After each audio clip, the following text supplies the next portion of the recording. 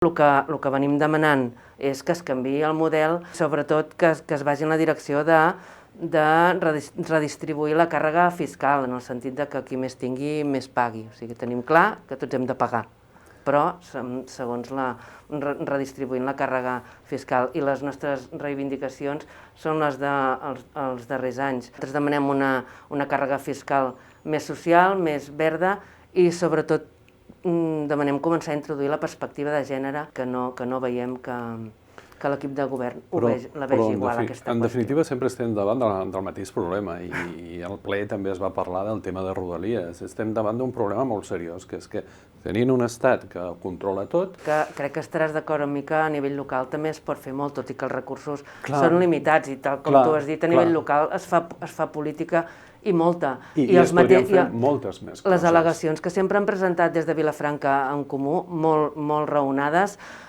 i molt calculades, han vingut a demostrar que es pot recaptar o el mateix, o fins i tot una mica més, però redistribuint la càrrega. Per tant, des de l'administració local es pot fer i molt, i es pot fer polítiques socials, més d'esquerres, es poden fer polítiques més, el que entenem, de dretes. Fer polítiques d'esquerra en un govern com el que tenim és molt difícil. Vull dir, el govern local. Però t'ho dic perquè tu estàs posant tota la responsabilitat en el govern de l'estat espanyol, i en té, però els mateixos recursos... Crec que són molt responsables de les coses que ens passen. Però no són els únics. Òbviament, no són els únics. A nivell local es pot fer molta política en aquest sentit. En aquest cas és així, la veritat és que estem molt limitats. Si no tenim tarificació social en tots els equipaments públics, és responsabilitat del govern de l'estat espanyol o és responsabilitat de l'equip de govern que tenim a Vilafranca? Saps perfectament que en això coincidim.